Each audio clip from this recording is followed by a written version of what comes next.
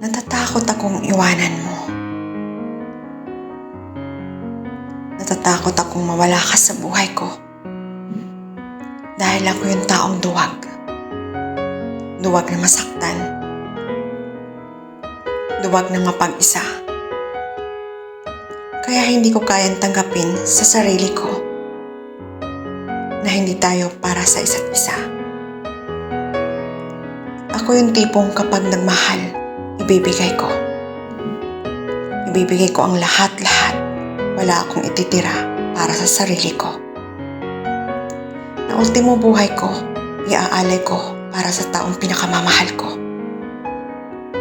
Kaya siguro iniiwan ako ng mga taong minamahal ko. Dahil ako yung tipong nakakasakal magmahal.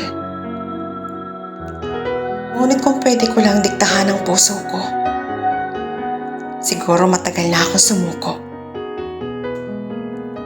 Sa ngayon, nasasaktan ako. Ngunit bakit ako? Ngunit bakit ako parate? Anong pagkukulang ko? O lumabis ang pagmamahal ko sa'yo? Kaya ba ako yung iniwan? Ngayon nabubuhay ako sa tanging alaala mo na lang. Alaala sa masasaya at masasakit ng nakaraan. Ngunit hindi ba pwedeng ibalik? Hindi ba pwedeng ipaglaban kahit sa huling pagkakataon na? Ngunit sana ako magsisimula. Magsisimula upang humilom ang sugat ng nakaraan. Kung mahal pa rin kita at hindi ko pa kayang isuko ang pagmamahal ko sa iyo. Kahit alam kong masaya ka na sa kanya. Ngayon, nararamdaman kong muli ang sakit. Unti-unting pumapatak ang mga luha sa aking mga mata. Ngunit bakit? Napakadali para sa iyo ang kalimutan ng pinagsamahan natin at ipagpalit sa iba. Ngunit bakit umaasa pa rin akong babalik kang muli? Alam ko sa paghihintay ko, walang katiyakan. At kasiguraduhan na babalik kang muli sa akin. Aasa pa rin akong muli hanggang kaya na kitang bitawan. At kaya na kitang isuko hanggang sa kaya ko na. At handa na akong maghilom ang sugat sa pag-iwan mo.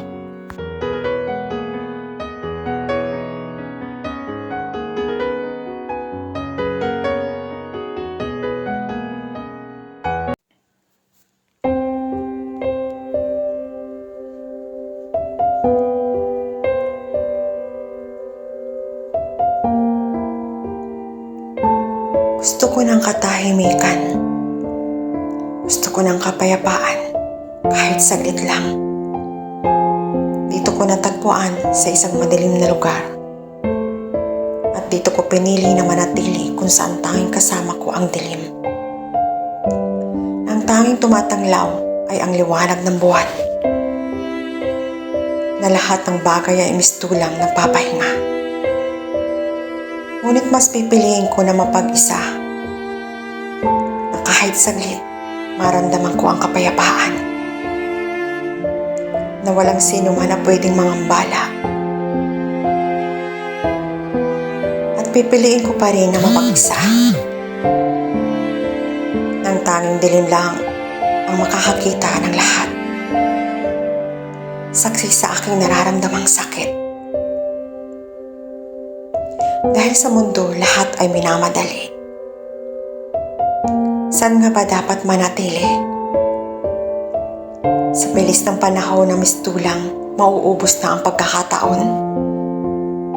Nawawala na ng direksyon. Kailangan ba talaga na lahat ng oras at panahon ay aayon? Na ang tanging gabi lang ang pahinga? Hindi ang pagod ng aking katawan, kundi ang pagod ng aking mga mata. O dahil nanghihina na, May isipan nalilito at pusong nangungulila sa aking mga pangarap na nawawala. Nabigla na lang susulpot ang lungkot sa aking nadarama. Kaya kahit saglit lang gusto kong magpahinga. Unti-unting dumarating ang gabi. Dumidilim ang kalangitan. At muli kong masisilayan ang ganda ng taglay ng buwan. At dala ng kadiliman at katahimikan. Muli kong mapapakinggan ang bulong sa kalawakan na ang tanging katahimikan lang ang aking maririnig. Kailangan ng pahinga kahit ang daigdig. Kaya kung bakit gusto ko ng gabi. Dahil dito ko nararamdaman ang higit ko na uunawaan. Sa mundo natin tila lahat ay nag-uunahan. At dahil sa gabi, kailangan din natin ng pahinga. Ipaglaban anuman ang ating nararanasan at nararamdaman. At ayos lang mapag-iwanan at magpatuloy ang buhay sa kinabukasan.